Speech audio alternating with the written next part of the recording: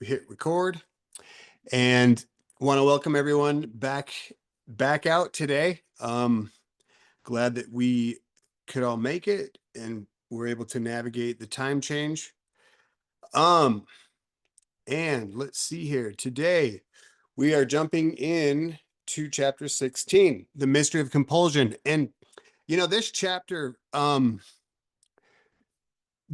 for me was I felt like uh it just this really feels like the sort of the culmination of the book. This is kind of it just was such a big deal when I sort of realized the similarities, in this specific context of compulsion between, the program of the 12 steps and Jungian psychology. I mean, we so and again, we're picking up on the conversation about the ego and the self, and we're doing our best to sort of realize the self, right? Or to engage in the process of self-realization, which is, it's to make the unconscious conscious, right? That's sort of the essence of self-realization. um and I've been harping on this concept, especially the last couple of weeks, that one of the best sort of reflections that we have of the relationship between the ego or consciousness and the self or the unconscious is found in myth. Um, and in myth, the God images of the myths are representative of the self, that unconscious aspect, while the ego is usually reflected through the human characters. And this formulation works across the board in myth and alchemy and in religion and especially in the 12 steps. The 12 steps are sort of a more kind of explicit formulation of this relationship than perhaps the older myths, right? Like I say in chapter 5, the steps have sort of the film that sort of obscured the view through heavy symbolism has been sort of wiped clean in the 12 steps. They really are a myth for modern man, in the sense that we don't think as symbolically as our ancestors did. And so we almost needed to sort of manifest a more kind of psychological kind of version of this relationship, which is exactly what the 12 steps are.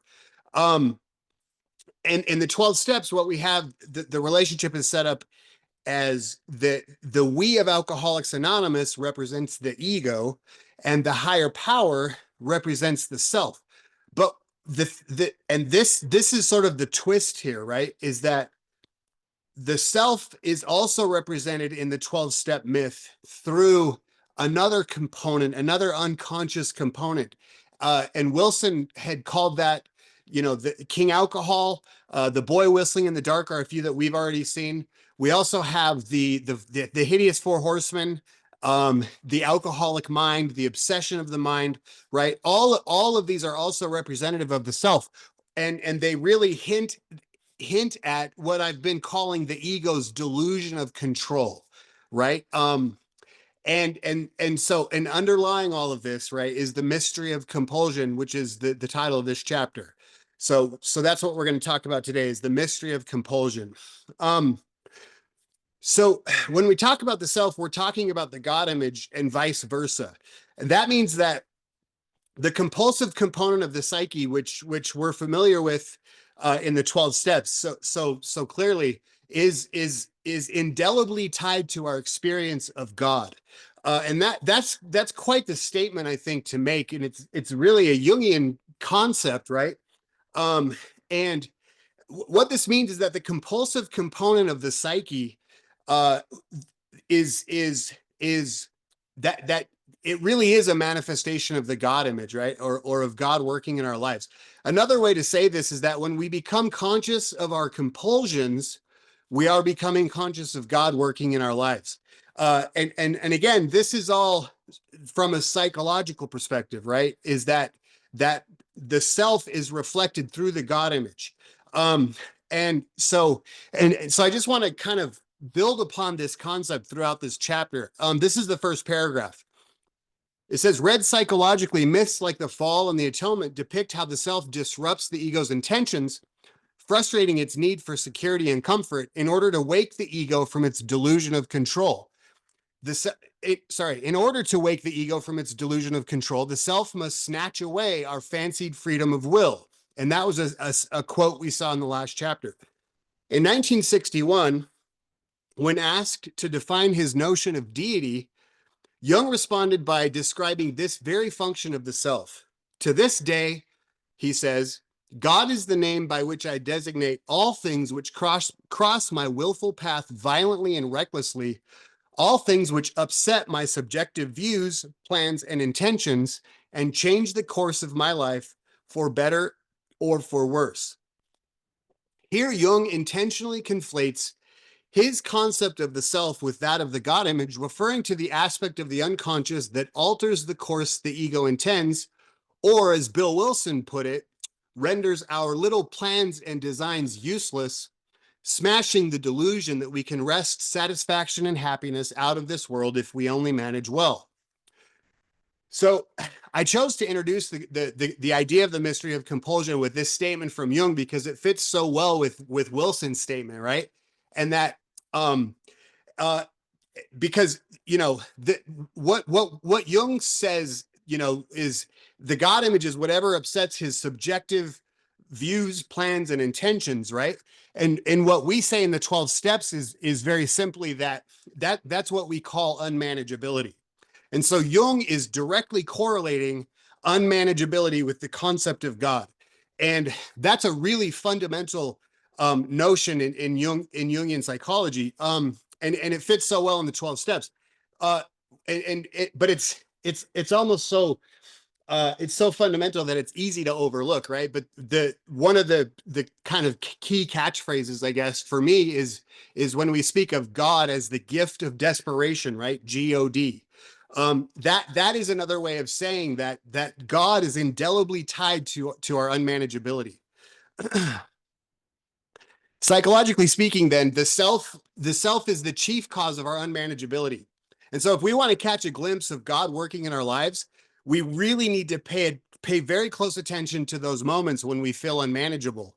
The next chapter, chapter 17, is called Doorways to the Self, right? And what we're sort of looking at here and in the next chapter as well is how these unconscious components and this unmanageability that develops present a doorway that sort of opens up into the self. And because what happens here is when we catch a glimpse of our unmanageability and our powerlessness, right, we sort of start to get a clue that there is an unconscious component in our psyche that's actually driving us, right? And this is really the whole process behind step one that we've just talked about ad infinitum. So the next paragraph sort of reintroduces the mystery of compulsion. We actually already touched on this back in chapter 11, but now we're going to sort of delve into it a little more. It says, it follows that the self is most apparent when things aren't going according to plan, when our lives feel unmanageable and out of control. Jung drives home the incendiary nature of the self's action upon the ego in his statement, compulsion is the great mystery of human life. It is the thwarting of our conscious will and of our reason by an inflammable element within us, appearing now as a consuming fire and now as a life-giving warmth. And while we always thought that whatever upsets our subjective views, plans, and intentions grows from circumstances outside ourselves, prompting us to petition our higher power for help in solving such problems, in reality, the trouble emerges from within, arising out of the self. Encompassing the collective unconscious, the self also governs what happens to us individually, ensuring that everything we need to be restored to wholeness is presented. Every defining conflict springs from such a place. As we've seen, failing to pay attention to such nudges often results in neurosis, another of the self's potent tools for bringing about self-realization or its expression into the world of form. And so yeah, that sort of just breaks down exactly in a general sense, right, is how why the self does this, why the self uses unmanageability to sort of try to wake the ego up. And as we go through this stuff regarding the ego and the self, what really has dawned on me is that we're actually revisiting all of the earlier concepts of the book, um, you know, that we've been exploring, but we're now looking at them through the lens of the self, right? So all of the stuff we've talked about up till now really has had to do with the self, and sort of we laid that foundation, and now we can look at this through this lens, because the self really is the central autonomous psychic complex. And that was a phrase we were first introduced to back in chapter 9, when we talked about the numinosum. So underlying the psychological perspective of the 12 steps is the concept that we find in step 11, which is that we are seeking to improve our conscious contact with God as we understood him, which from a Jungian perspective is a symbol of the unconscious self. The flip side of such a statement would be that the self is attempting to become conscious, right? And that's the basis of Jung's myth, which we saw back in chapter 3, when he learned from the Taos, right, that the ego is the vehicle of consciousness, right? And that humans have sort of this calling, I guess, to sort of to help the self become conscious, and then to try and emanate that consciousness to the rest of the world, which is really a Puebloan myth. So, and in his book Answer to Job, Jung famously said that God wants to become human, right? And that God's goal was to become human. And that's, if you look at the myth, sort of the Western myth from this perspective, that is what takes place, right? God becomes more and more human as time goes on. But in order to burst through into consciousness, right, the unconscious self first must convince the ego that the ego is not in charge, that it's not sovereign, and that it suffers from a delusion of control. And that's where Jung says that the self has the goal to upset the ego's subjective plans and intentions, what we call in the 12 steps unmanageability. So last week we talked about the crucifixion of Jesus and the fall, and sort of that whole thing. So psychologically speaking, the myth of Christ reflects the self's attempts to become conscious, because in that myth, the self becomes human.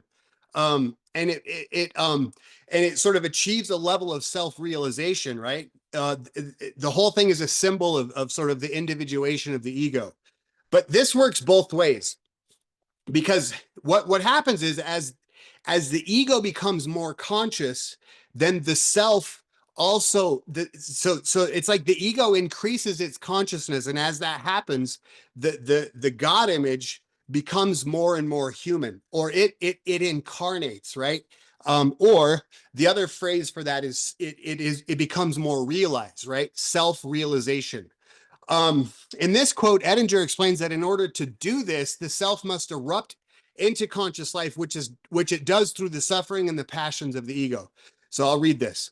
The Gnostic image is of a suffering goddess who is trapped in matter, and we're going to talk about this in a couple weeks, when we because this sort of these images have come up in my own dreams, and it's very interesting to tie it back to this Gnostic myth of Sophia. It says, when the passions and the suffering of the self erupt into consciousness, the danger is that the ego identifies with them, failing to recognize that they come from a non-ego source. The ego lacks an objective attitude to such subjective phenomena. We only get our bearings again when we can regain the subjective attitude and realize that there has been an invasion. And this is, it's so step one. It's just fascinating to me, right? When we realize in step one that we're powerless over alcohol, right? There's literally been an invasion into our psyche, and this has happened against our will. Edinger goes on, we must remember that we didn't make that happen. We don't create ourselves. An invader erupted into our space, and now we are obliged to deal with it. But at least we don't have to take responsibility for the invader. We didn't create it. This realization requires an objective attitude, knowledge that the energies that stormed through us have a transpersonal source, and that they need to be transformed and rescued by consciousness. But in order to do that, one has to cling to an objective understanding of all subjective experience. Jung puts it this way in answer to Job: God needs man, a phrase which says it all. And so, as we go through this chapter specifically and all these concepts, we want to realize that when we speak of the God image, we're speaking of the self and vice versa. They're essentially one and the same. Um, and so, and that's what we call this inner empirical deity. They use the word empirical regarding the God image because there's empirical evidence for the existence of the self, um, which is very interesting when we go back and we remember a reporter once asked Jung if he believed in God, and his response was, "No, kind sir, I don't believe, I know." And the reason he was able to say that is because he was able to prove the existence of the unconscious self, and that the unconscious self is a reflection of the God image. What Edinger suggests here is that our unmanageability stems from an archetypal source. So we explored this concept within the phenomenon of the archetype of the alcoholic, which gives us a huge advantage in understanding how the self functions in life. Um, so the phrase that God needs man is equivalent to saying that the self needs the ego, right? Because the ego is the vehicle, and this is a little more subtle. The ego is the vehicle that the self has created in order to manifest itself into consciousness. Um, and which is a really fascinating concept, right? Is that, and it really puts ourselves, our ego, right, this life experience within the realm of sort of the cosmos, right? That, you know, in the universe, that we don't know really of any other entity besides the human ego that is able to really bring and manifest the self into consciousness the way we are. Um, the self can't become conscious without the intercession of the ego. And so, but which is interesting because the ego grows out of the self. That's what we saw in the last chapter. And so there's this very interesting relationship between the ego and the self, right? They each need each other in order to flourish. And when I read this and stuff and I was writing this, I was reminded of the phrase in the Bible when Moses goes up to Mount Sinai and he's there's a burning bush, right? And he says, "What should I tell people that your name is?" And the burning bush responds, you know, or you know, Jehovah or whoever responds from within the fire, "I am that I am," right? So that is the essence of self-realization, is that concept of I am, right? It's something that's manifested into form. So in the chapter, I try to help us visualize the self a little bit more. And to do that, I pull a verse from John chapter 3. And I'm going to read this whole section because I just think it's so instructive. This is basically it, John chapter 3, verses 1 through 9. There was a man of the Pharisees named Nicodemus, a ruler of the Jews. The same came to Jesus by night and said unto him, Rabbi, we know that thou art a teacher come from God, for no man can do these miracles that thou doest, except God be with him. Jesus answered and said unto him, Verily, verily, I say unto thee, except a man be born again, he cannot see the kingdom of God. Nicodemus saith unto him, How can a man be born when he is old? Can he enter the second time into his mother's womb and be born? Jesus answered, Verily, verily, I say unto thee, except a man be born of water and of the Spirit, he cannot enter into the kingdom of God. That which is born of the flesh is flesh, and that which is born of the Spirit is spirit. Marvel not that I said unto thee, Ye must be born again. The wind bloweth where it listeth, and thou hearest the sound thereof, but canst not tell whence it cometh and whither it goeth. So is everyone that is born of the Spirit. Nicodemus answered and said unto him, How can these things be? There's really two there to me. There's a whole bunch of stuff in here that really stands out. And maybe I'll revisit this when I talk about my dreams, especially that part where it says that a man kind of has to enter the second time into his mother's womb. I had a dream that really kind of puts that symbol forth. you know, as weird as that sounds. But what really stuck out to me when I read this was that on one hand, Jesus is basically saying that a man needs to be born again. And we know in the 12 steps, right, that rebirth comes from the death. And I find it fascinating that Christ didn't specifically refer to spiritual death in this passage, right? Now he alludes to it through the symbol of baptism and descending into the watery grave, and then coming out of the water again as a new creature, which is certainly symbolic of that spiritual death, but that it's not explicitly stated, I think, is really interesting, right? In terms of perhaps the psychology of sort of the church. The second aspect of this scripture is it regards the relationship of the ego to the self. And this is what I write. Edinger too wrote of the self as the supreme psychic authority that subordinates the ego to it, confirming that the self is identical with the God image. We might view our relationship to this inner deity the same way Jesus understood his relationship to the Father. The wind blows wherever it pleases. You hear its sound, but you cannot tell where it comes from or where it is going. So it is with everyone born of spiritus, the breath of life. The ego relates to the self the same way. You can feel the wind brushing your skin.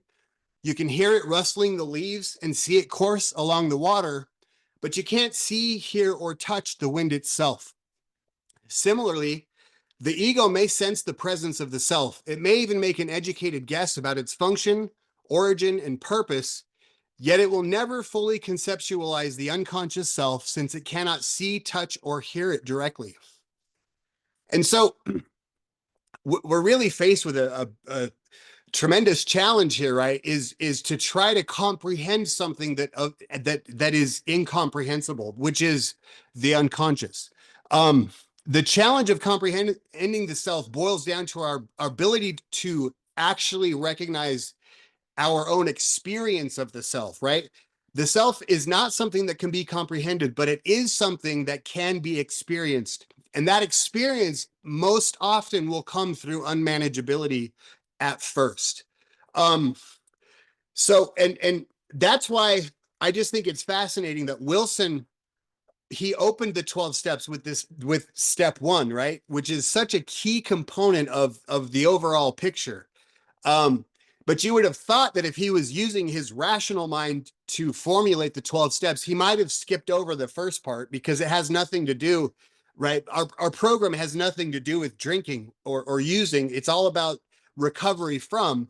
And yet Wilson, he knew intuitively that sort of incomprehensible demoralization and that insoluble dilemma, the impossible dilemma that he describes to Jung, had to be included in the process because the whole system is based on it. The mystery of compulsion. So like Nicodemus, then we're left to ask, how can these things be, right? And that's again why we rely on myth, because myth helps to elucidate the nature of the relationship between the ego and the self. But what it really does is help to elucidate the concept of unmanageability from this perspective, right? And it helps us to put our own experience of the self within the context of these other myths besides the 12 steps. This is what I write. Due to the fact that the self is all but impossible to conceptualize, we must rely on myth, which emerges out of the same unconscious place to elucidate the meaning and purpose of our compulsions, the very thing that leads us toward improved conscious contact with the universal mind. The unmanageability of our lives is meant to clue the ego in to those spiritual forces that are otherwise imperceptible. Compulsion is the great mystery of human life because of the simple fact that it's so hard to see, even for one completely ensnared by it like a chronic alcoholic. Thus, the modern mythos of the alcoholic lays open the mystery of compulsion. For the same phenomenon that tricks alcoholics into becoming powerless over alcohol is behind all of their unconscious drives, many of which persist long after the drinking problem has been resolved. I want to make a comment right here because I see this all the time in the rooms, it specifically in AA, when, or in other programs too, but it's very interesting in AA when alcoholics speak of um their sort of misbehavior or whatever it is, or or their uncomfortability, you know, just the difficulties of life, however they manifest, they'll speak of them as their alcoholism, right? Oh, that's just my alcoholism. And I mean, from a purely kind of technical, medical, scientific perspective, like that may or may not be true. But from this psychological perspective of sort of personifying the self with this complex and this unconscious drive, it's absolutely 100% accurate to say that. Um, um, but and that what's happening is that the alcoholic is projecting the self into this sort of this mythical space of the anonymous alcoholic. So I'll keep reading. So thus I think I just read this, but I'll reread it. Thus, the modern mythos of the alcoholic lays open the mystery of compulsion, for the same phenomenon that tricks alcoholics into becoming powerless over alcohol is behind all of their unconscious drives, many of which persist long after the drinking problem has been resolved. In fact, every compulsive behavior, no matter how inconsequential or downright evil it might appear, can serve to awaken the ego from its delusion of control. Compulsion is the doorway that opens directly into the unconscious. And to become aware of any of the compulsions that drive us is to arguably make the greatest leap in consciousness that we can make, alcoholic or not. To admit that our lives have become unmanageable, as suggested in the first step, is to take our first foray into the objective psyche to begin to comprehend the great reality about ourselves and the world around us. Um, and so I want to reemphasize that statement, that compulsion is the doorway that opens up directly into the unconscious, and to become aware of any of our compulsive drives is to probably make the greatest leap in consciousness that we will make during this lifetime. Um, I do believe that, because what and the reason I say that is because Jung and Edinger and these other guys and gals, they're always speaking about how reluctant the human race is to recognize the existence of the objective psyche. Um, and that, but when we take a step one and we recognize that our lives are unmanageable, we even if we don't call it by the same terms, what we've done though is we've become conscious of the existence of the objective psyche. And according to Jung, that is a huge deal. That's basically like, you know, half the race is already ran at that point. Um, the compulsion then is sort of the most, I would say, the most accessible doorway we have into a recognition of the unconscious or of the self, right? The second, I guess, most accessible component or method through which we can experience the objective psyche is through our dreams. But I think that, you know, the dreams actually, at least in my case, the dreams had to come after the step one experience was sort of in the bag. Um, Now, let's see. Um, this makes us really lucky as 12 steppers, right? And I think that this is what makes our program just so powerful, and so, it's just got so many legs, and like it's just such a beautiful thing that we have here and that we celebrate, because our spiritual practice has as its basis the mystery of compulsion. And we literally we base our lives on the fact that our lives are unmanageable, right? We sort of hang everything on that fact, and it's so important that it's become life and death for us. And this is a really Jungian concept, but it also really bothers so much of the psychotherapeutic community, right? There's a few therapists that I can think of um, in my own life, and as well as the ones I see on TikTok, that have a really hard time with this, right? Like they would say, well, you shouldn't call yourself an alcoholic. That's a bottlenecking, limiting belief. And it's not that I think being an alcoholic limits me, right? It actually makes me really, it puts me on the doorstep of the objective psyche, right? It reminds me on a daily basis that there is an aspect of my brain that wants to kill me. And I keep that in the forefront. And then moving forward and deeper into this process, I actually begin to establish a relationship with that aspect of my psyche. And then we go even a step further. And this is what's so crazy, is that we recognize that that is the God image. That thing that will kill me is the very thing that I'm trying to grow closer to. And that's Jungian psychology, sort of in a nutshell. Um, let's see what this paragraph says. The myth of compulsion. Thus, we could say that alcoholics and drug addicts have a spiritual advantage, for their compulsion to imbibe is heightened to the point that life becomes utterly unmanageable. They can only masquerade as being in control for so long. Eventually, it all catches up to them, thoroughly convincing them that what they suffer from is at base a delusion of control. Trapping them in a live or die dilemma, King Alcohol either murders drunks in their unconscious slumber or shakes them out of it while trying. Jung provides a similar harrowing image of the mystery of compulsion, comparing the self to a ship's captain who intentionally steers the vessel directly into dangerous seas, regardless of the ego's yearning for safety and comfort. Quote, there is a diabolical element which is a part of every psyche, which is the fiery center in us from which the creative or destructive influences come. The experience of the highest and the lowest both come from the depths of the soul and either bring the frail vessel of consciousness to shipwreck or carry it safely to port with little or no assistance from us. The experience of this center is therefore a numinous one in its own right. The other way to say this is that there is no other way to experience the numinosum, which is a statement that Jung made that we'll get to later in the chapter.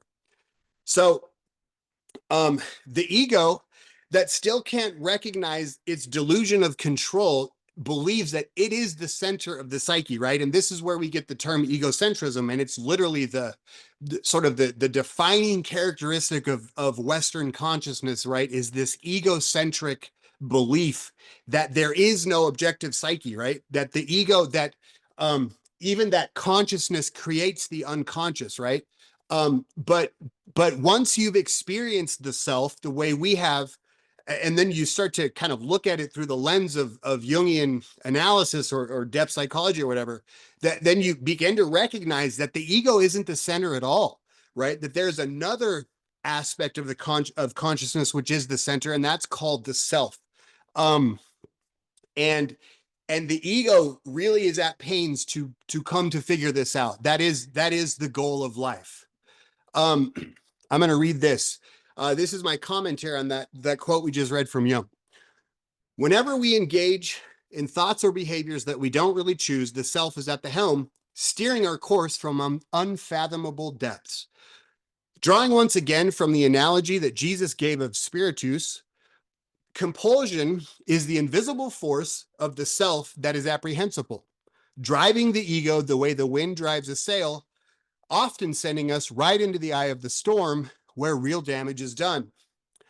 Having been specifically formulated around many of the most common compulsive behaviors of the human race, the 12 steps helps individuals to understand them through a spiritual lens, revealing that we only overcome our unconscious urges by increasing our awareness of them. The powerlessness and unmanageability at the base of our experience of step 1 leads the ego directly into a spiritual dilemma that can only be solved by relying on the power of step 2. An apt motto in AA reminds us that a head full of AA and a belly full of booze don't mix. It'll drive any real alcoholic to the gates of insanity and death. The myth of compulsions, the 12 steps has served to establish how vitally necessary the recognition of one's own powerlessness and unmanageability is in getting a handle on one's compulsivity. And yet, once we realize that our compulsion stems from the same energy source we petition to mollify it, the objective psyche, a whole new psycho-spiritual landscape opens up before us. Reframing our compulsions with spiritual meaning and value, the creative influence of the self begins to manifest, leading to the discovery of our spiritual vocation. And So essentially then, I've said this before, and this just comes out of my own experience, right? And especially just, decades in the rooms, both sober and not sober. But that the self is playing a deadly game. And that we are often caught in the crossfire, especially as drug addicts and alcoholics. Um, the self is willing to risk shipwreck and total destruction. And it would appear that it is even perhaps willing to risk the destruction of the entire human race in order to become, uh, in order to incarnate, to become conscious. And I mean, that's a philosophical conversation that's probably beyond what we can handle, what I can certainly handle. But once, and the weird thing is that once we realize that our compulsions stem from the same source that we petition to mollify them, we really increase our level of consciousness. And what we're gonna call this a little later, it's becoming aware of the paradoxical nature of the God image, right? That it has both a higher and a lower aspect. And this really is the foundation of what we've called the coniunctio oppositorum, right? It's when, and I read this morning, Jung said that a society or a civilization that is aware of the opposites is on a much higher plane than one that is hyper fixated on only one side of this cosmic equation. Um, and so I think a big part of my message, I guess, in my book, and I guess in these seminars, is just that we're trying to look for the opposites in all things, right, including the God image. Um, and that the higher power that we're seeking in step 2 is the same power that made us unmanageable in step 1. And that there's an underlying wisdom in this, that once we can tap into it, we're really gonna, kind of catapult us along on this journey towards individuation. So when we speak of unmanageability, we're often referring to step 1, right? Because it's so palpable there, right? We can feel it, we can see it, and that unmanageability, that the type of unmanageability that is derived specifically from our those compulsions or those substances or whatever it was that drive us into the rooms. Those are easy for us to see, right? But then, the bottom line is that even after, periods of being clean and sober and working a spiritual program day in and day out and just doing everything we can to increase our level of consciousness, we still run up against these very same sort of unmanageable situations. And that's when we sort of introduce step 6 and 7, right? Step 6, we are entirely ready to have God remove all of these defects of character.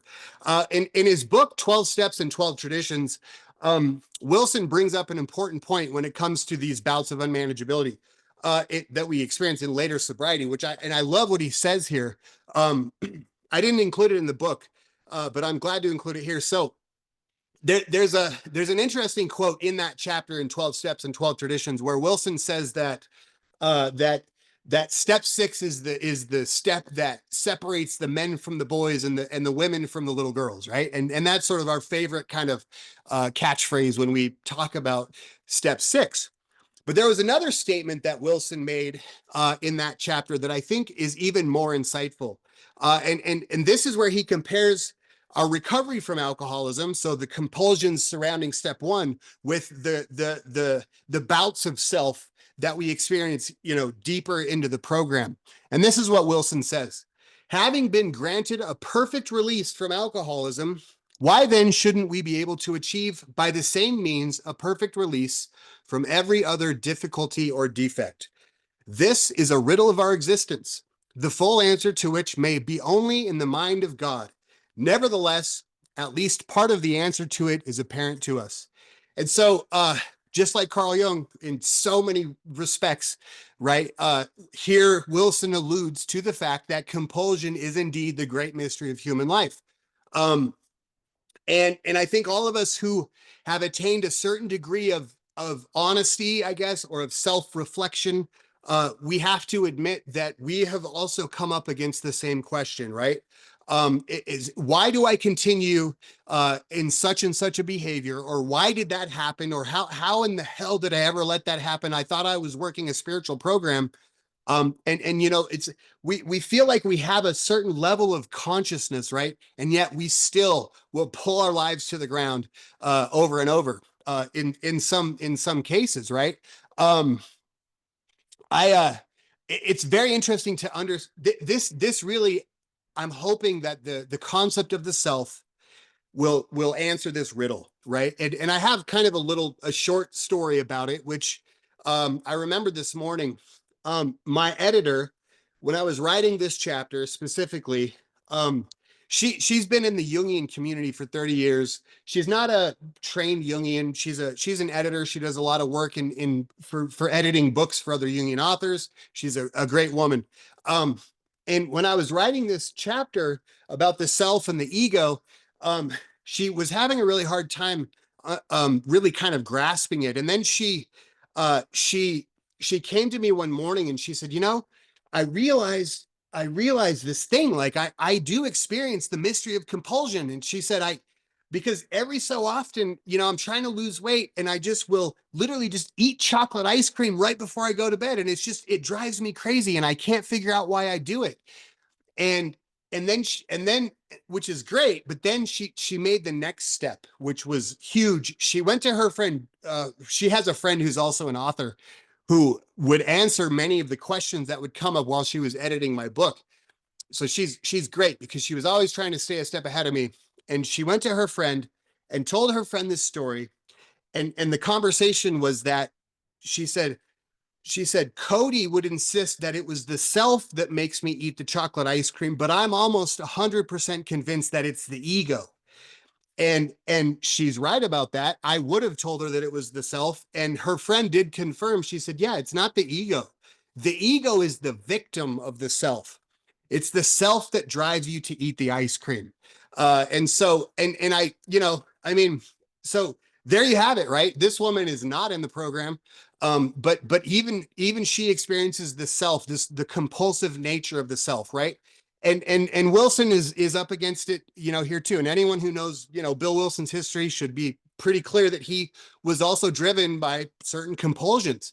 Um, and and and what's taking place here, right? The answer to this riddle is that the self is compelling the ego because it has to destroy that delusion of control in order to make itself conscious. The self is attempting to become more conscious.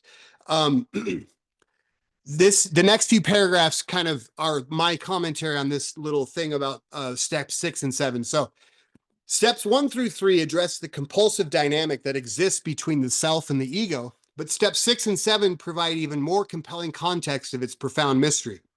Having searched out the flaws in our makeup which caused our failure, thereby uncovering our most glaring defects through steps 4 and 5, it is suggested that we contemplate what we've accomplished up to this point. So, and I'm talking about the steps, and this is sort of for the normies who aren't super familiar. Then becoming willing, we humbly ask God to remove our defects of character, specifically to take all of us, good and bad, in steps 6 and 7. And while it's true that our more subtle compulsions won't come to light right away, as recovering alcoholics and addicts, we will eventually see that our powerlessness over them is bound to manifest in unmanageability nonetheless. Thus, the journey in later recovery is to learn to surrender all of our unconscious tendencies over to the care of the same paradoxical power that relieved us from our great obsession early on. Some of us need outside help in order to deal with those issues that repeatedly trigger unconscious reactions in us, especially within our most intimate relationships. And when I wrote this, I was waist deep in a couple years long, weekly sessions with a therapist. And Ming was also doing therapy, and we were doing joint therapy. So we had like 3 or 4 therapists among us, and we were just like really doing this. And what I kept coming up against was my own sort of unconscious reactions within my relationship, right? And my defensiveness, right? And my inability, which I still struggle with, is to listen to her feedback and to like, and just that there was when these things, and they're so subtle, right? Way more subtle than my obsession to drink. I mean, my God, the first time I heard about the phenomenon of craving, I was like, Jesus Christ, I have that for sure. Right. But you start talking to me about my relationships and the way I react with money and with intimacy and everything else. it's much, much harder to see, right? So that's why I say that some of us need outside help, certainly me. Such compulsions are far more common than alcoholism and addiction. Everyone has them, but they are less discernible too, usually requiring a skilled professional to flush out and process. Jung said that the serious problems in life are never fully solved. Our unconscious reactions are sure to provide spiritual fuel for us as long as we live. And while the compulsions we uncover later on in recovery might feel less dangerous and therefore less pressing than those that drove us into the rooms, any delusion of control that creeps up surrounding them could prove to be just as deadly. It doesn't take much for the life-giving warmth of the numinosum to reignite into an all-consuming flame. And yeah, and so let me make sure I didn't skip any commentary. I didn't. So that's that. So then we move into the last section of this chapter, which deals with vocation. And vocation was a word that St. Paul used, and it sort of talks about this spiritual kind of drive, this spiritual employment, I guess. And really, when we speak of the self in terms of the highest and the lowest, right, then we would say that compulsion sort of functions on both sides of this spectrum, right? And we've talked about this quite a bit before, but this is what I say. The last few chapters have delineated the dark, destructive side of the self as it pushes the ego toward transformation. But we mustn't overlook the fact that it is a creative, life-giving element that underlies the self's insidious ploy. Like the lucky ones who see the value of working regularly with a skilled therapist or engaging in the analytical process, only those who are driven to it actually take all 12 of the steps, usually doing so with the desperation of drowning men because they are aware, on a very deep level, just how thin the line is that separates serenity from insanity. In such cases, the self has demanded that they become more conscious by shattering their ego's grip on reality, decimating their sense of safety and comfort, and literally forcing them into a new way of life. Wilson says that we arrived at a place where there was nothing left but to pick up the simple kit of spiritual tools laid at our feet. And, that's the point, right? Is that can happen to us on our way to the rooms, right? But it can also come, 10 or 20 years into the process. Wilson helps us to understand the deeper wisdom that the self employs, and this probably is my favorite paragraph in the big book, because this to me really explains why the self does this. At least it describes it in my own life. This is what Bill says. Besides a seeming inability to accept much on faith, we often found ourselves handicapped by obstinacy, sensitiveness, and unreasoning prejudice. Many of us had been so touchy that even casual reference to spiritual things made us bristle with antagonism. This sort of thinking had to be abandoned. Though some of us resisted, we found no great difficulty in casting aside such feelings. Faced with alcoholic destruction, we soon became as open-minded on spiritual matters as we had tried to be on other questions. In this respect, alcohol was a great persuader. It finally beat us into a state of reasonableness. Sometimes this was a tedious process. We hope no one else will be prejudiced for as long as some of us were. And I mean, isn't that just the case, right? And I say this earlier in the book, right? It's that it's the self that does the beating, right? Alcoholism is just the hammer, and sort of the symbol of the self. Here's my commentary.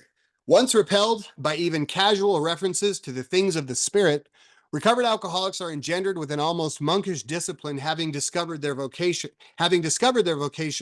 they're able to dedicate their lives to a spiritual program with the same fervor that they used to have drinking and drugging, displaying an astonishing commitment to their new way of life. Yet, as long as one remains dedicated to spirits, they generally find the idea of living by spiritual principles repulsive. On a psychological level, it is the self demanding proper relationship to it that drives the alcoholic ego to the brink of disaster so as to dismantle this prejudice. A stark fact most alcoholics and addicts must face is that years of anguish might have been avoided if they had been more open-minded toward religious ideas. And yet, anyone who has tapped into the creative influence of the numinosum will readily admit that the only way they could discard their old way of thinking and being was by the painstaking work of ego collapse at depth, a tedious process that only the self has patience, wisdom, and mercy to carry out. While we talk about the self and its relationship to the ego, and I've sort of been pointing toward, like even the fact that these myths, they're so violent in nature, which says a lot about the relationship that we have with the collective unconscious. Even Jesus's father, the God he called love, demanded his blood.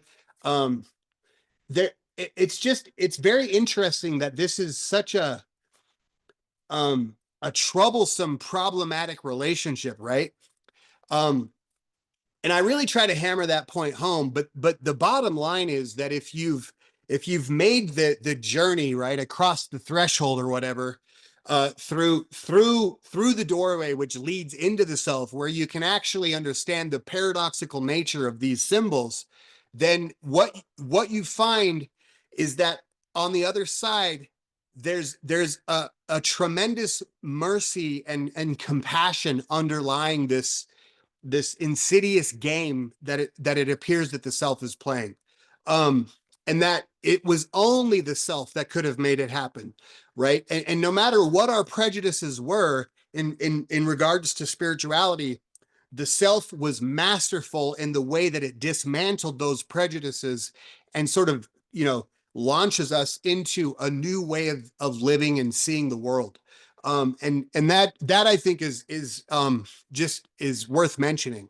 Um, Regardless of how difficult, uh, you know, and deadly it is, we see how merciful it is. And so what we discover is that the self-realization was worth the risk, right? And that's the whole kind of underlying point.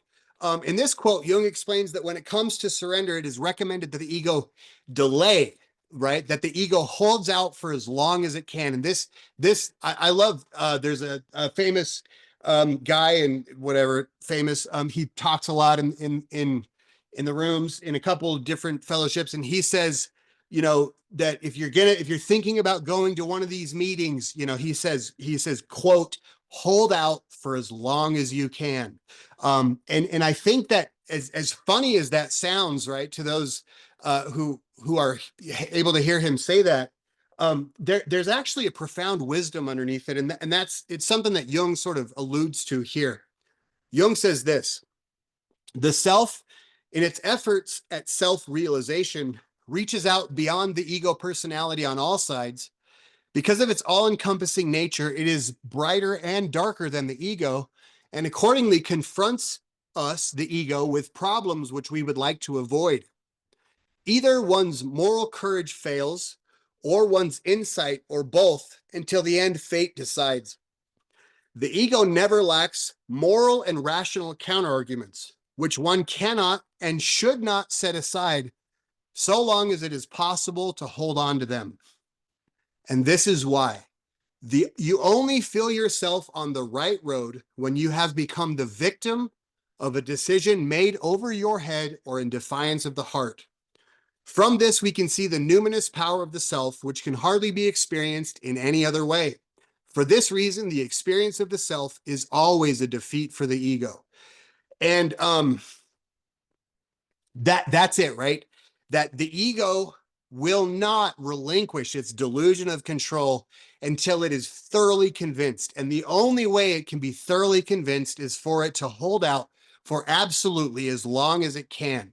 And the way I relate to this sort of specifically, um, is that very often we sort of are encountered by this question, right, in the 12-step fellowships, is like there's a newcomer who's just struggling to get sober, and they say, what should I do, right?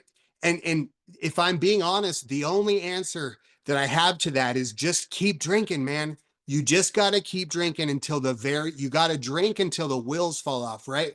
That if I were asked, like, what has been sort of the key component in my own spiritual transformation, what was that thing that led to my own sort of awakening, it would have to be the fact that I I drank as with complete purpose for as long as I possibly could.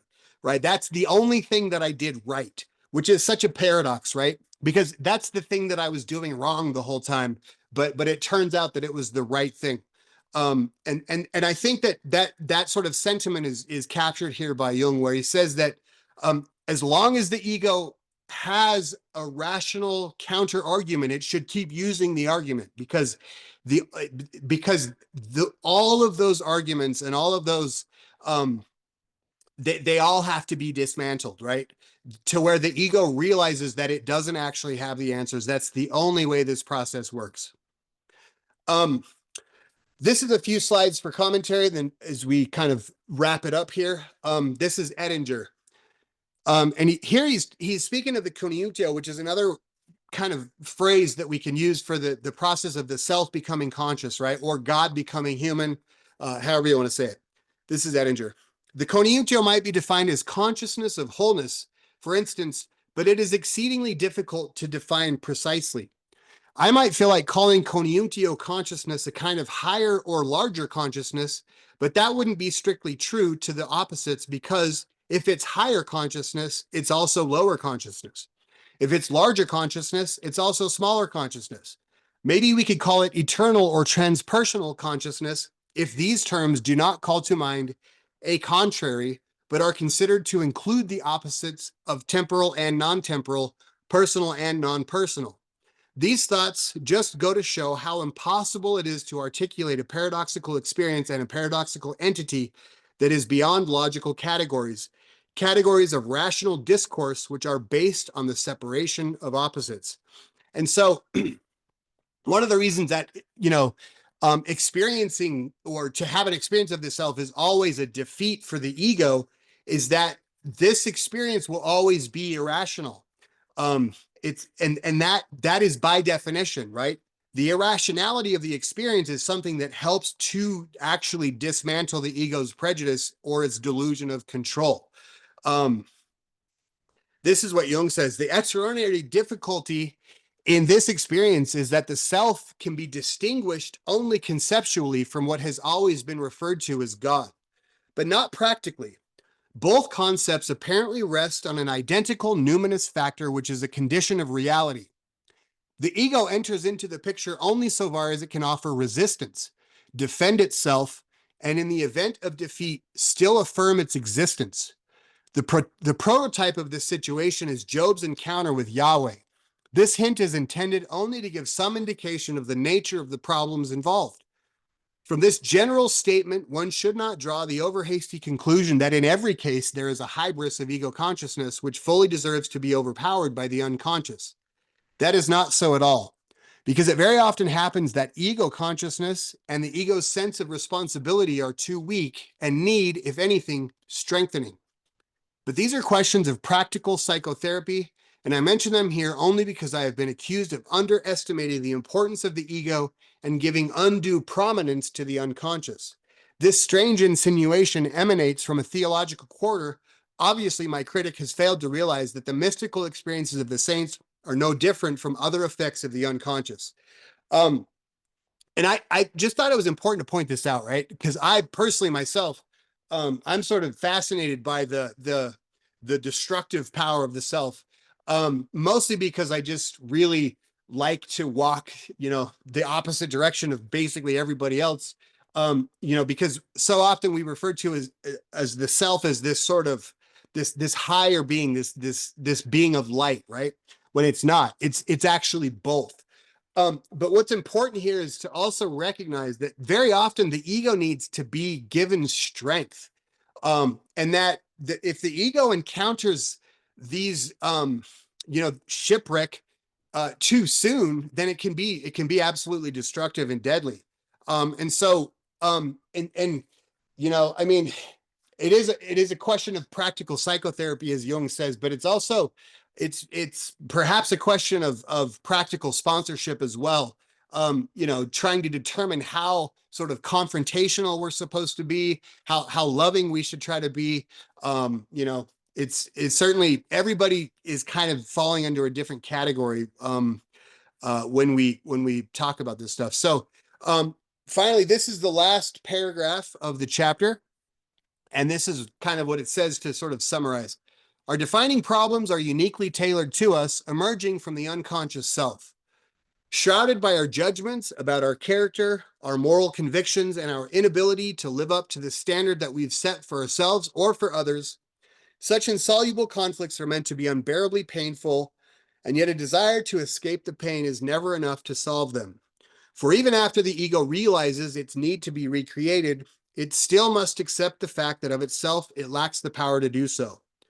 Just as the conflict stirred up by the self that leads to alcoholism or addiction may make the ego willing, the power to change must also come from that incendiary element within the psyche, the same power that is so evident when we are at our worst, when we are being led like a lamb to the slaughter.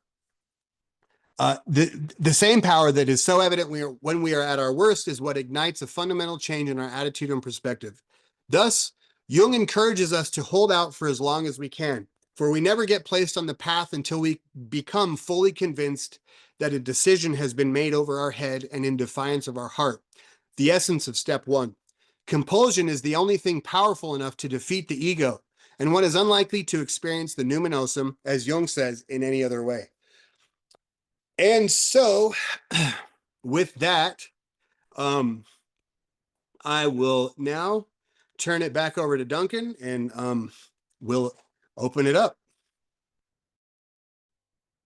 Wow, thank you, Cody. Everyone, you're welcome to unmute for a collective expression of appreciation through sound, movement, thank yous, Thank you. hearts, woo-hoos, lovey-doves, Thank you. hearts. Thank you.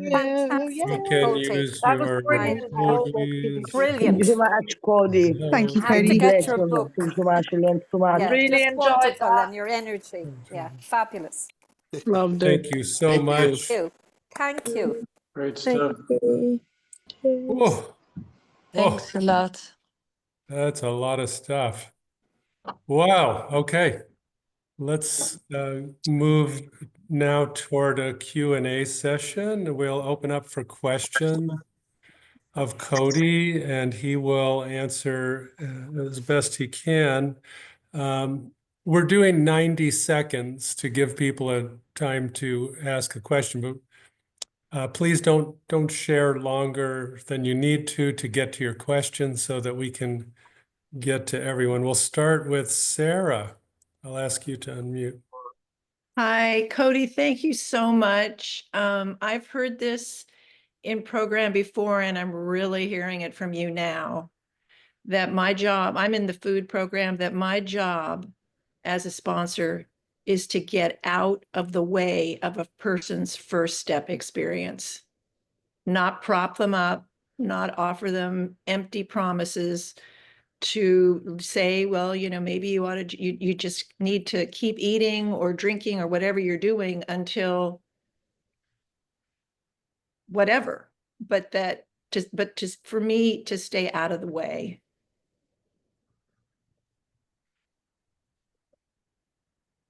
Thank you, Sarah. Again, we are recording, so if you have a question you'd rather not be recorded, you can put it in the chat and I will weave your questions into the Q&A session.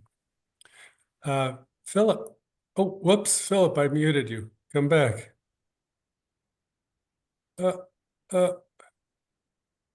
Sure. There you are. Okay. Thank you very much, Cody, for this revelatory information about the self. I've been saying at AA meetings for years, when I felt comfortable enough to tell the truth, that steps 6 and 7 are the only steps that don't work.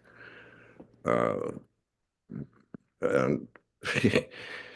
it's gotten me in a little hot water, but not too much. I think it's revelatory to look at step 6, especially in light of the view of the self as driving one to compulsion, because most of us with more than 25 years of recovery and whatever program we're in have to come to the conclusion that, you know, we still are overloaded with compulsions and our ego needs to take a harder look at itself. I personally have experienced that recently after my 40th anniversary. I have just been demolished by my inability to overcome a certain compulsion. Grateful for your thought. Thank you. Thank you, Philip. Thanks, Philip. Patrick in Cologne. Yeah, good evening here from the Rhineland. Thank you, Cody. Cody, did you want to respond to that last speaker? I feel like it will come up, I'm sure. So I didn't really hear a question, so I'm sure we'll respond as time Okay. permits. All right, so I've got a couple of points that maybe would help me get a better understanding of what I've just heard. One is the relationship between vocation and compulsion. They appear to be similar drives moving in a similar direction from a similar source, and I'd like to hear how you view that. The second point is you didn't mention death in terms of coming to an appreciation of the unmanageability of life. And I wonder, is there a specific reason for that? Sometimes I tell myself or tell my sponsees, if I doubt that life is unmanageable, I simply need to meditate on my final 5 breaths in this incarnation, and soon I'll be back on track. So if you could comment on those 2 points, please. Sure. Yeah. So I think that for me, the compulsion really is at the basis of vocation, right? So vocation would be the like the mirror image of the sort of unmanageability, I guess, right? And by vocation, what I mean is like, I mean, there's, you know, there's that guy who shows up, you know, and he's homeless and whatever, and you know, give him 3 or 4 months and he's got a car and he's got 17 newcomers piled in the back seat. There's a guy riding in the trunk, and he can't get enough of this program, right? And the interesting twist is that this person, you know, only months ago was absolutely abhorred by anything having to do with spirituality. And so there's been a profound shift there, and that shift is as compulsive as the drive that brought him into the rooms. And so that's kind of how I understand it, right? Is this that compulsion kind of underlies all of it, right? Both the destructive aspect as well as that part that drives us towards wholeness, the thirst, right? That instinctual thirst for wholeness. I love what you say about death being, you know, really the final sort of nail in the coffin when it comes to unmanageability. Absolutely. I haven't, I don't know, I don't think about that too much in terms of like enough to like obviously like to have brought it up or anything, but I think it's really a profound idea. You know, I do meditate sometimes, or I have in the past on my own sort of my own death, you know, and dissolution.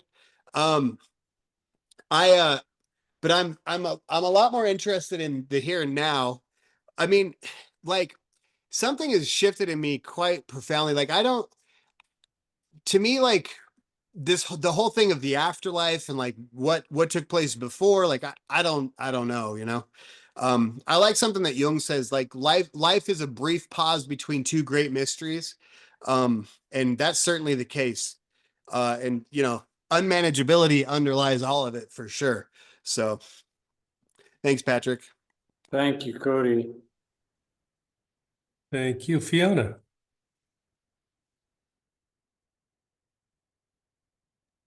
Thank you. Yeah, thank you. Yeah, great stuff. Thank you. Yeah, a couple of things. One of them was, do you know your feelings, or do you think that the self is fully formed? That the self is, I don't know, like, yeah, fully formed, or do you think the self is growing in us with our relationship? Is it co-creating rather than I know what you're saying, like in that we're becoming, spirit is becoming flesh. There's that kind of aspect. But is there, so that's a thought. Do you think, or Jung thought, what's the thought that, that the self is fully formed, that one. And then just a bit of what you touched on, I've heard about, reincarnation and the demiurge, that we're being kept here, on this reincarnation kind of cycle, and they say all these just astral levels, and I don't know. Any thoughts about that? So just a couple of things. Yeah, have you got any thoughts about any of that? Thank you. Thank you, Fiona.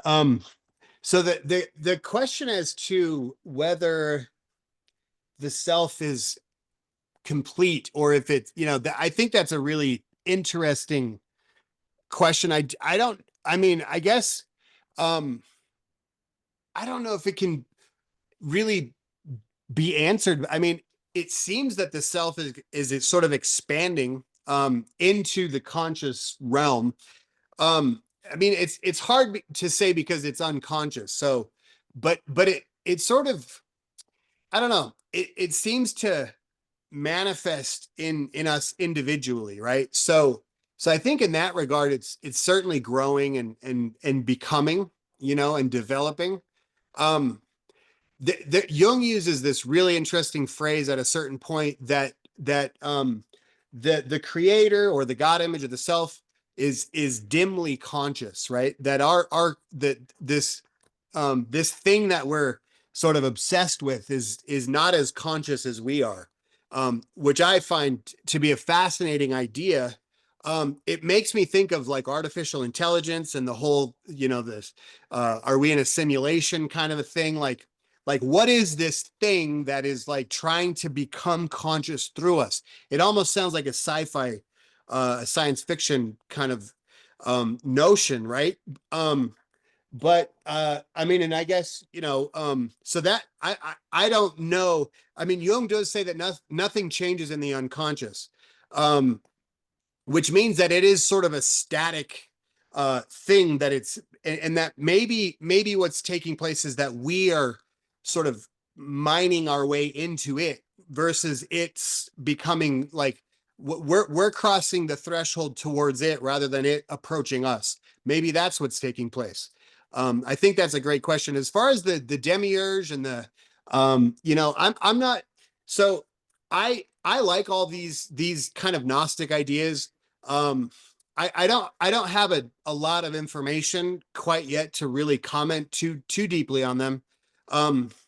Other than to say that for me, the notion of this divine feminine component that's been trapped in matter seems to really, and I kind of alluded to that when I read from John chapter 3, is that this, the symbols of us sort of entering into the feminine, right? And to become more conscious and stuff. It's really that phrase in particular, and then the whole myth of Jesus and being born of Mary, and this whole thing is really taking on a new color for me. And that it really is that it does kind of symbolize my own process of growth. I'm going to try to talk about this stuff in a couple weeks. Maybe in 3 weeks, I guess. I'm going to probably do 2 or 3 weeks of sort of, and really try to cover that stuff specifically, where the divine feminine fits into all this, because it's sorely lacking from my book, The Shadow of a Figure of Light. And I think it needs to be said. And it's really stuff that I've really only come across since I published the book, last year. So thank you, Fiona. Thank you. Abby T. Hiya. Yeah, thanks very much for the class. It's been brilliant. I've been trying to catch up on some of your slides. Yeah, my question was basically how do you fit this into duality and non-duality? Because spaciousness is there, and then I just wondered how that fits in. Yeah, thanks, Abby. I mean, Sorry. so yeah, I think that, I mean, so without really, so the whole duality and non-duality thing, I think, is really at the heart of this conversation. I think that the ego is the part of us that needs to categorize things, and the ego itself sort of, we saw like a couple weeks ago, it was actually last week, where the if we look at the Garden of Eden, we can almost imagine as if this created being was there called Adam, and that it sort of walked through a door, a threshold, right? And that behind the door, before it goes through, everything is singular. It's just non-dual. And that when it enters into consciousness, everything is then split, right? And it becomes two things. There's the tree of knowledge and the tree of life. And there's Adam and there's Eve and there's God and Satan, right? So everything gets split. Sorry, in terms of if my own experience with drugs and alcohol, it seemed to me that for about a decade, I was trapped between this sort of insoluble dilemma of sobriety and drinking. And I was hyper fixated on either one or the other, right? So, and I would come in to the program and I would just jump right on the pink cloud and float away and tell everyone I was never going to drink again because I was much happier. And then all of a sudden I would be right back into the old game, and destroying my life. And so that duality seems to really kind of define the nature of every sort of growing pain that I have in life. And that the process of becoming, so we talk a lot about, when we explore Jungian concepts, we talk a lot about the conjunctio, right? Which is the conjunction of these opposites. And so, and I like what Wilson says, that in sobriety, we were placed in a position of neutrality, safe and protected. We didn't even swear off. The problem has been removed. So to me, that feels like a conjunction, right? That's the conjunctio. And the big conjunctio that we're sort of aiming for is to make the unconscious conscious. We're trying to combine consciousness with the unconscious. And so in terms of this myth of Jesus, right, and the Immaculate Conception, that is symbolized, a great symbol of the conjunction of consciousness with the unconscious, because if you look at this from a certain perspective, the God image, this is the spirit, right? And that is the masculine component of the psyche. And then we have the feminine, the divine feminine.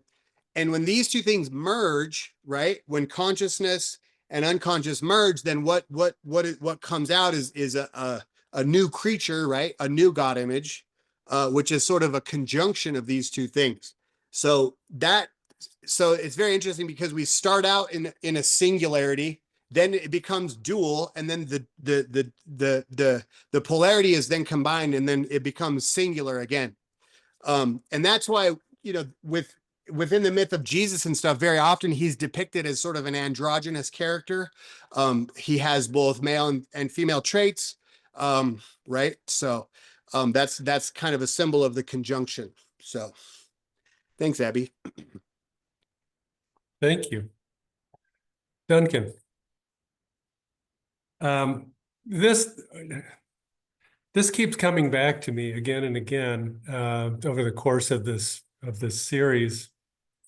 You know, listening to you talk is amazing because you talk it's like all these puzzle pieces, and some of these puzzle pieces that you are talking about are new to me, and some of these puzzle pieces I've collected before, but I fit them together in different ways, and listening to you, they're fitting together in different ways. And so it's really expanding my perspective, my consciousness is bubbling out and getting clearer to me in some ways. So it's like recovery, AA, ACA, IFS, you know, parts, the self, okay. And then I keep coming back to this question. So me, my ego, and the self, the God image, are all together one. But earlier in my life, I wasn't aware of that. I just knew I was just being me, ego self, self-will, became addicted, you know, going on. The self part of me wants to become conscious through me, join together. It's part of me, right? I want that. I know somehow. Thank you, Dave. I know somehow that there's something better that I want to get, and this deep shadow part of me is trying to wake me up to it. So once I allow the self to live in like a collaborative alliance together, integrated, then our integrated working together is going to be better and not so much destruction to try to get my attention. Right? No, but see, here we are. We're trying to ask a human being what is the self doing, and you know, I know you don't have an answer, but this question keeps coming back to me. And it seems true that my life is a lot smoother in this collaborative alliance. But when I forget, then stuff goes awry until I get back in alignment, and then things go smooth. So it's, you know, what do you say about any of that, if you say anything at all? Well, for me, I am having an experience with this. And it is very interesting because very often I feel like the alliance really boils down to the attitude that I'm bringing to the relationship, right? That the ego doesn't have a lot of ability really to change the things that are sort of haunting it or happening or whatever, but that the way I sort of align myself, right, will really kind of indicate how I perceive how the self sort of intervenes in my life. So we've been having these weird financial troubles lately, which are completely self-induced, right? Be there, no doubt about that.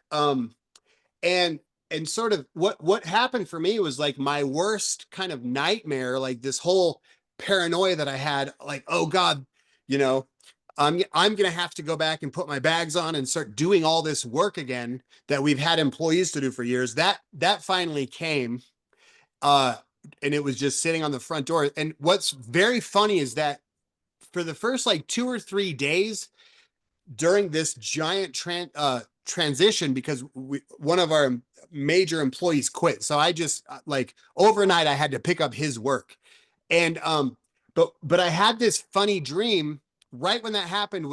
The dream was that this man, this like short, like fat man with dark curly hair, was driving a minivan, and I think he wanted to kill me. I'm not sure, but all of a sudden I'm peeking out the front door of this house, and all of a sudden he pulls up in the minivan, and he gets out of the car and he starts running towards the front door, and I slam the door in his face, and I wake up, and my heart rate is up. I'm experiencing just this like, ooh, like I had chills, right? Like it was so scary. And I haven't had a dream like that for a long time. And what I realized was that so the way I sort of interpreted this dream was that that sort of thing that I was so afraid of is now standing on my front porch. Like it's here. And then I started to sort of try to piece together, like, why is this happening? What, and I might try to get into this in the next few weeks, but it's that I have this tendency for me to, because I'm an intuitive thinking type. So I'm basically like Peter Pan, like I'll just float away. I'll write a book. Give me 5 years. I can sit in Zion National Park and write a book. I don't have to worry about things. And I can just be this, like, this really kind of esoteric thinking, like intuitive type, but that I don't need that to me is not the most sort of helpful spiritual practice. That's what comes second nature to me, right? The process for me is to do the opposite of that, which is sensation and feeling. And the way I'm interpreting this now is this, and these are the 4 quadrants that Jung speaks of, but sensation for me then is what's real, right? It's the flesh and blood. And the way that's manifesting for me now is me being out there on the street, working along with my guys with my tool belts on, crawling around on a roof, right? Like pounding in nails and like doing this thing. And that the process for me, what the self is asking of me right now is to find whatever spirituality, whatever sort of connection I need to through that process. The term for that in terms of alchemy is the coagulatio, right? It's to make it real, like to sort of condense it into a form, like an earthly form. And that's what I'm doing. So that's kind of my response, I think, to your statement.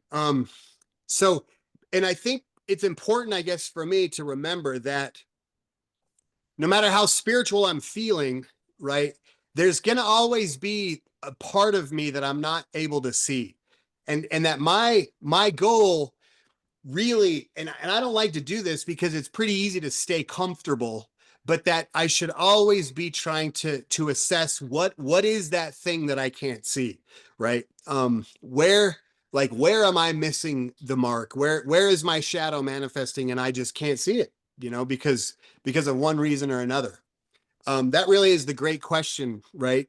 For me is like, how conscious am I really, and luckily I have Ming to help. She points out quite often where I'm not quite as conscious as I think I am. So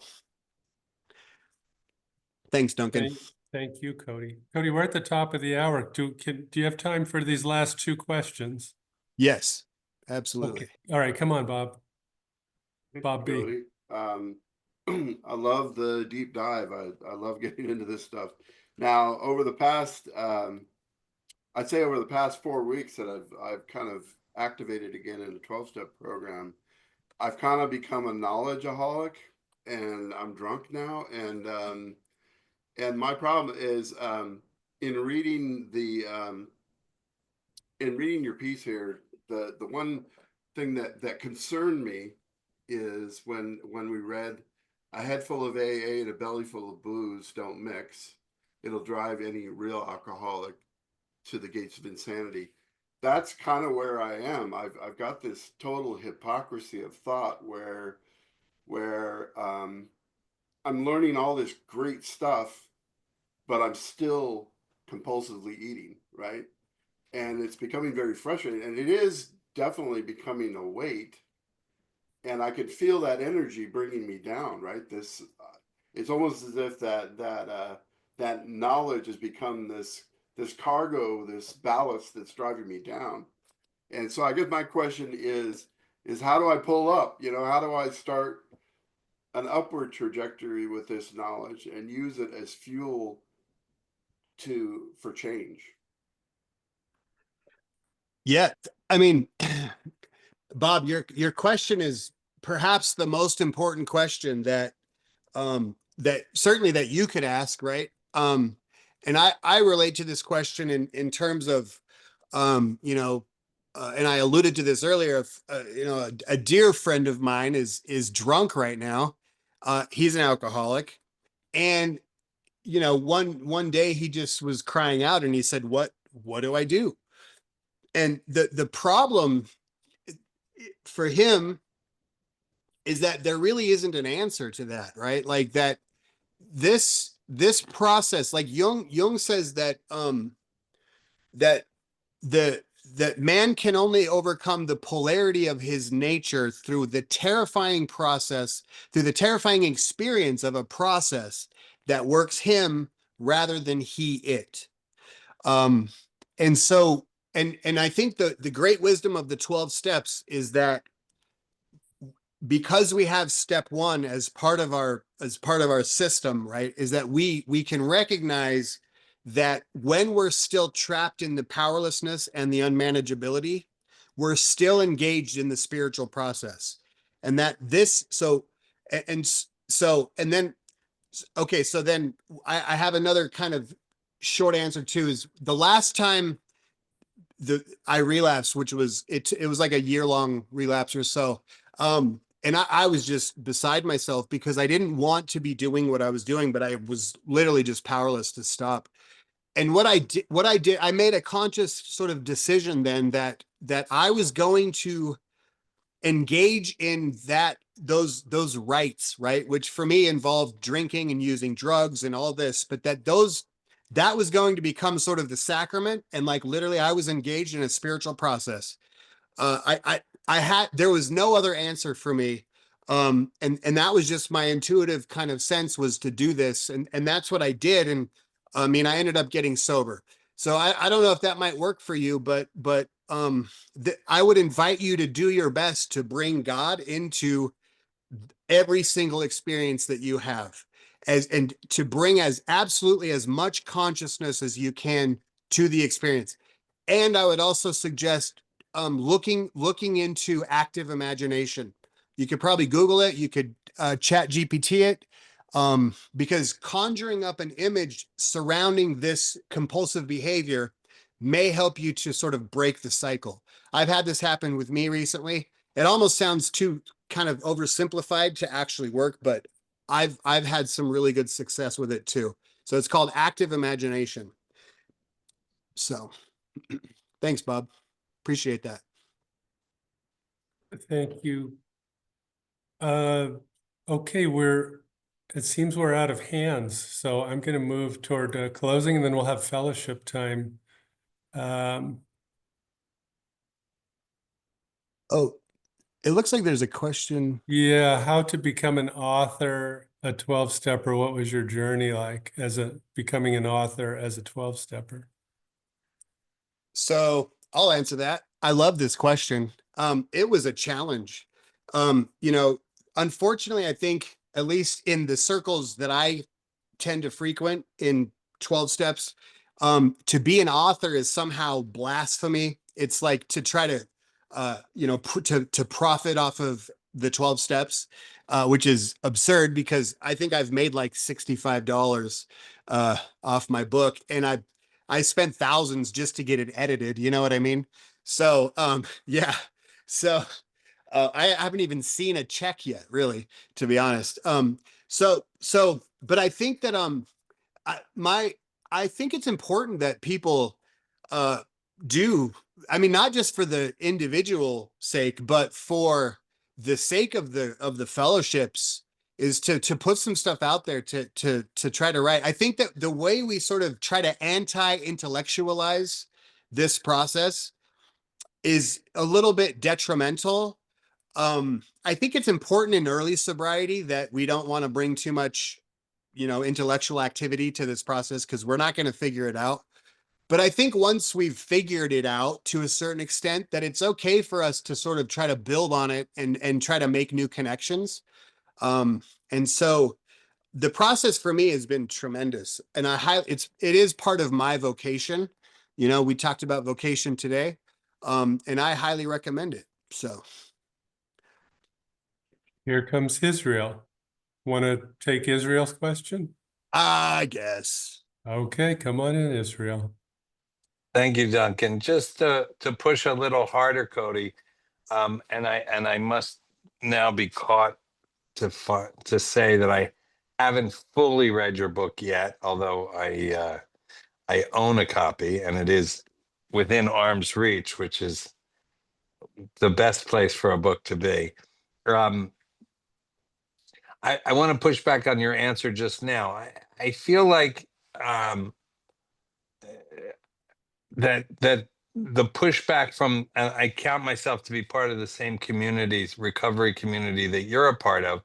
I feel like, and I'm a comedian, and I did an off-Broadway show which was biographical, and I talked about a roundabout way, talked about my membership here by saying I met a group of people in a church basement that told me I had to come to believe in a power greater than myself. So if you knew, you knew, and if you didn't, you didn't. But I feel like the pushback isn't against making money off your recovery, but it's the anonymity issue. And, where do we say we're in recovery, and where do we say we're members of Alcoholics Anonymous? And, and do you feel that was part of the pushback, if it's part of the pushback? Absolutely. Absolutely. And I think thanks for kind of reminding me of that too, because that is a big component. And I, it's funny because when I was writing my book, I actually changed the terms that I used only at the very last minute. Thanks to one of the editors at Chiron, who recommended that I could use the term they and them for alcoholics and drug addicts, but then to use sort of a plural, right? Like that alcoholics is a group of people, ... rather than saying we, which I struggled with tremendously. And because in the beginning it was like them, really disconnected. And what happened was I was actually working with Stephen Herman. He had agreed to sort of mentor me. And so he was reading copies, and he's just a Jungian. He doesn't have experience in 12 steps, only a couple of his clients really. And he pointed out that me saying that, and I explained to him that because of anonymity, I wanted to stay removed. Like I had to do this. And he said, I understand, but it comes across in a certain way. You're saying them like those people, which may not be very honest in terms of the way you're trying to relate and tell this story, which I thought was quite insightful. And so, but and I talked to my sponsor, I talked to as many people as I could. Finally, my sponsor said, I really kind of honor him for this, because he said that depending on who I go to for advice in this regard, I'm probably going to get some skewed answers of people who perhaps might wanted to have write a book themselves. And so they're going to tell me just not to do it. But he recommended that I talk to Billy N. And so I called Billy, and he was like so supportive, and which was wonderful. He was really interested in the Jung James connection and how that kind of plays into the whole thing. And Billy's advice to me was really profound, and I was really grateful for it. He basically said, you can say whatever you want as long as you don't say I am a member of such and such a community, right? It's and that otherwise it's really a question of personal anonymity, but that as long as I don't specifically come out and say that I am a member, from the perspective of the organization of this anonymous fellowship, I'm within bounds. And so that was the course that I took. And then I tried to explain early on in the book that that I'm approaching this subject material with quite a bit of personal experience, right? And that the archetype of the alcoholic actually sort of grew out of this concept of anonymity. Because I think without anonymity, I wouldn't have been able to see that this really is an archetypal kind of thing that's taking place. So that was my approach. And I think you're right. I think it goes both ways.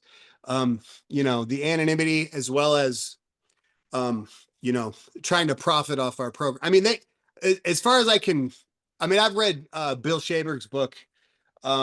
You know, the Akron group, a lot of those guys didn't want Wilson to write a book. They wanted him to get a job, you know, and thank God that he didn't, right? Because, you know, Bill could have went back down to Wall Street with a few years of sobriety and probably made a bunch of money and left us all, you know, dead. So I'm grateful that Bill pushed back and did what he did.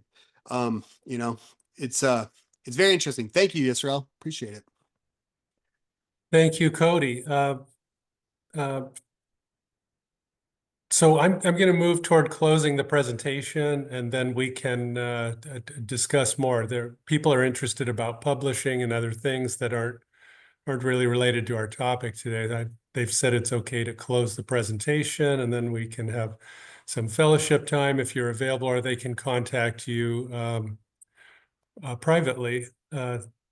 Cody's presentations will be posted on the Friendly Circle Berlin YouTube and slides on the Shadow Work WhatsApp